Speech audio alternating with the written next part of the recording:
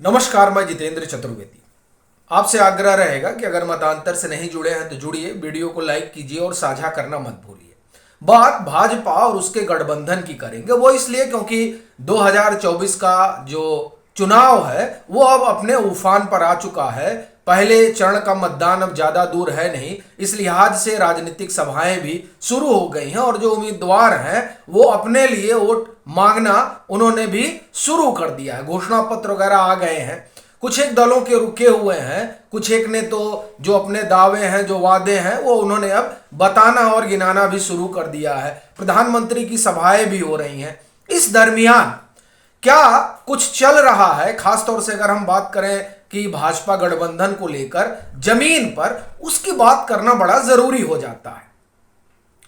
सवाल तीन चार राज्यों का ही हम लोग करेंगे। अभी तो आप एक तरह से कहें कि सभी कॉन्स्टिट्यूएंसी या सारी सीटों पर नहीं ही करेंगे।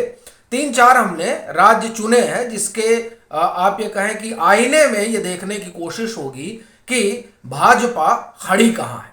बात अगर उत्तर प्रदेश से शुरू करें तो पहले चरण का मतदान यहां भी होना है 19 अप्रैल को, जिसमें मुजफ्फरनगर आप कहें कि सबसे बड़ी प्रेस्टिजियस सीट है भाजपा के लिए, चूंकि वहां से संजीव बालियान मैदान में। अच्छा, आप देखिए कि ये सीट इसलिए भी ज्यादा मायने रखती है क्योंकि इसी सीट से ये भी अनुमान लग जाएगा कि दरअसल ये जो रालोद के साथ भाजपा गठबंधन हुआ है वो गठबंधन जमीन पर कितना काम कर रहा है, इसलिए ये सीट बड़ी महत्वपूर्ण हो जाती है। फिर आप देखिए कि स्वामी प्रसाद मौर्य भी जो है चुनाव लड़ रहे हैं पार्टी वगैरह बनाकर। यह भी बड़ा आप ये कहें कि महत्वपूर्ण डेवलपमेंट है अगर उत्तर प्रदेश के लिहाज से देखें तो। तीसरी तरफ ओवैसी और पल्लवी पटेल ये लोग मिलकर चुनाव लड़ रहे हैं, तो यह भी एक बड़ा डेवलपमेंट है उत्तर प्रदेश की राजनीति में। वो भी तब जब भाजपा ये सोच रही हो और वो इस तरह के अभियान में लगी हो कि उसको यहां पर सारी सीटें जीतनी है। क्या मुमकिन है, यह बड़ा सवाल है। दूसरा, बिहार में भी आप देखिए कि पहले चरण का जो मतदान है उसके लिए जोर शोर से तैयारी चल रही है, सभाएं वगैरह हुई और वहां महागठबंधन एक तरफ है और एनडीए एक तरफ है। अब अभी जो एनडीए है उसमें नीतीश कुमार है, लेकिन क्या जो मौजूदा एनडीए वहां पर है जिसका हिस्सा नीतीश कुमार है वो 2019 को दोहरा पाएगा? फिर महाराष्ट्र में क्या होगा? महाराष्ट्र में एनडीए को 41 सीटें मिली थी 2019 में, क्या वो मुमकिन है आज? और दरअसल हम महाराष्ट्र से ही शुरू करेंगे, फिर बिहार होते हुए उत्तर प्रदेश आएंगे। देखिए, महाराष्ट्र में जैसे अगर आप चर्चा करें तो कई बातें उठती हैं कि नहीं, देखिए महागठबंधन में जब नीतीश कुमार गए थे तो वो बेमेल गठबंधन था राजद और जदयू का। उसी तरह से कांग्रेस और आम आदमी पार्टी के लिए कहा जाता है कि ये बेमेल गठबंधन है। सवाल यह है कि महाराष्ट्र में भाजपा का गठबंधन हुआ है, वो गठबंधन एनसीपी के साथ भी है, तो क्या वो बेमेल गठबंधन नहीं है? और बड़ी चीज ये है कि क्या वहां पर जो वोटों का पोलराइजेशन होगा वो उसी तरह से होगा जो 2019 में हुआ था? ये एक बड़ा सवाल है। और अगर आप वहां देखें तो ये पाएंगे कि भाजपा के लिए सबसे मुफीद स्थिति यह है कि भाजपा बिहार हो और चाहे महाराष्ट्र ज्यादा से ज्यादा सीटों पर लड़े, क्योंकि भाजपा अपनी सीटें तो निकालेगी, इसमें दो राय नहीं है, दो मत नहीं है, लेकिन क्या गठबंधन का स्ट्राइक रेट उसी लिहाज से रहेगा? और यह सवाल इसलिए उठा है क्योंकि आप सोचिए कि एक तरफ उद्धव ठाकरे की जो पार्टी है उसका उम्मीदवार होगा और दूसरी तरफ एकनाथ शिंदे की पार्टी का उम्मीदवार होगा। ऐसी स्थिति में चुनाव जो है वो मतदाताओं के लिए ज्यादा कठिन नहीं होगा, बरक्स अगर भाजपा का उम्मीदवार हो और उसके सामने चाहे महाविकास अघाड़ी का कोई भी दल खड़ा हो। तो इस लिहाज से अगर आप देखें तो महाराष्ट्र में 30 सीटों पर भाजपा लड़ रही है, तो वो 30 तो माना जा रहा है कि नहीं, उसमें तो बहुत कंफर्टेबल स्थिति में है। लेकिन क्या और जो इनके गठबंधन के सहयोगी हैं वहां उसी तरह का कंफर्ट होगा? ये बड़ा सवाल है। आप भी क्या सोचते हैं, जरूर साझा करिएगा। इसी तरह का की परिस्थिति आप देखिए, बिहार में भी है। बिहार में भाजपा 17 सीटों पर लड़ रही है, वो उसकी हो जाएगी। गठबंधन में एलजेपी अपनी सीटें निकाल सकती है, लेकिन उसके अलावा क्या जो जदयू का कैंडिडेट राजद के बरक्स खड़ा होगा वो अपनी सीट निकाल पाएगा? ये बड़ा सवाल है। और दरअसल ये इन सवालों में आप एक तरह से कहें कि राहत भरी खबर यही होती है कि जब ये पता चलता है भाजपा के लिए कि महागठबंधन का कोई उम्मीदवार जो है वो नाराज है और वो निर्दलीय चुनाव लड़ रहा है। जैसे पूर्णिया की चर्चा है, भाई पप्पू यादव को तो अल्टीमेटम दिया गया कि आप अपना नाम वापस लीजिए, वो निर्दलीय उतर रहे हैं। तो इस तरह की जो घटनाएं हैं, उन घटनाओं को अगर हटा दिया जाए और एक जो ब्रॉड पिक्चर है उसमें आप देखें तो क्या वाकई में बिहार में तस्वीर उतनी ही सुनहरी है? ये एक सवाल है।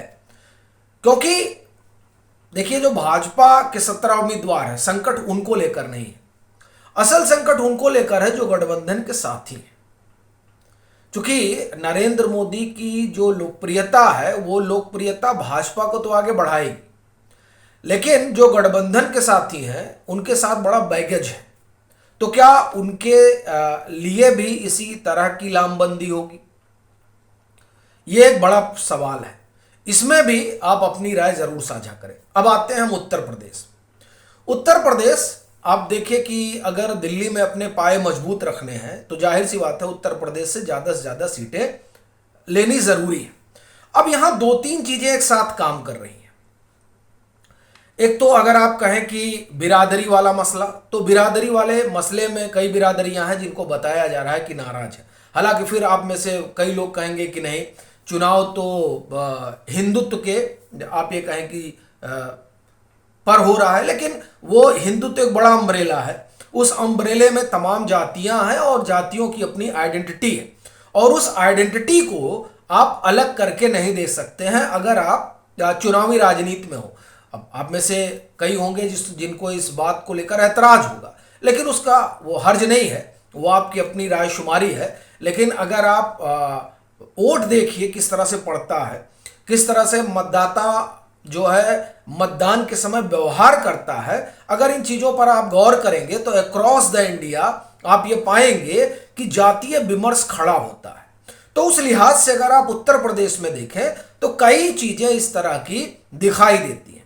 अब देखिए क्या है ना कि 19 तारीख को वोटिंग के दिन क्या होगा ये कोई नहीं जानता है, लेकिन जो चीजें दिखाई देती हैं उसके आधार पर एक आकलन होता है कि नहीं, हो सकता है थोड़ा संकट हो। जैसे रालोद और भाजपा का गठबंधन, रालोद और भाजपा गठबंधन हुआ है और इस वजह से ये माना भी जा रहा है कि पश्चिम में जो जाट समाज है वो भाजपा के साथ लामबंद होगा। लेकिन फिर उसमें कई किंतु और परंतु हैं। वो ये कि किसी भी डोमिनेंट कास्ट के खिलाफ आप एक तरह से कहें वहां का जो वंचित तबका होता है उसमें नाराजगी होती है। रालोद से गठबंधन नहीं होने पर जाट का तो मसला है ही है और ये चर्चा हमेशा रही, लेकिन उनके बरक्स जो बिरादरियां खड़ी हुई क्या वो भाजपा के साथ जुड़ पाएंगी? देखिए आज का जो विश्लेषण उसमें बड़े किंतु परंतु रहेंगे। आप अपनी इसमें राय जरूर जाहिर करें। फिर स्वामी प्रसाद मौर्य चुनाव लड़ रहे हैं, वो जिस समाज से आते हैं वो समाज जो है भाजपा का वोटर है।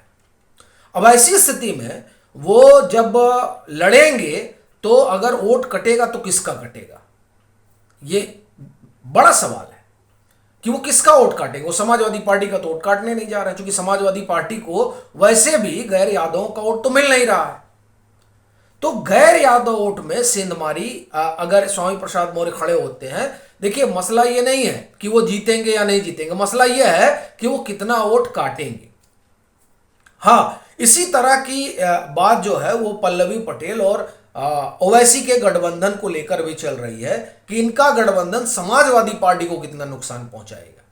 फिर जो अभी हाल में कई घटनाएं हुई, उन घटनाओं में सिंपैथी लहर किस तरह की होगी। खास तौर से अगर हम बात करें गाजीपुर, मऊ, आजमगढ़, घोसी, इन इलाकों में किस तरह की सिचुएशन रहेगी, ये तमाम सवाल हैं। और अपना ये मानना है कि इस पर आपकी क्या राय है ये आप जरूर साझा करें। लेकिन अभी जो आज की परिस्थिति में हम देखें तो ऐसा लगता है कि इन अपराज्यों में भाजपा के लिए चुनौती जो है वो बहुत विकट है। आपकी क्या राय है जरूर साझा करिए। मतांतर से नहीं जुड़े हैं तो जुड़िए, वीडियो को लाइक करिए और खूब शेयर करिए।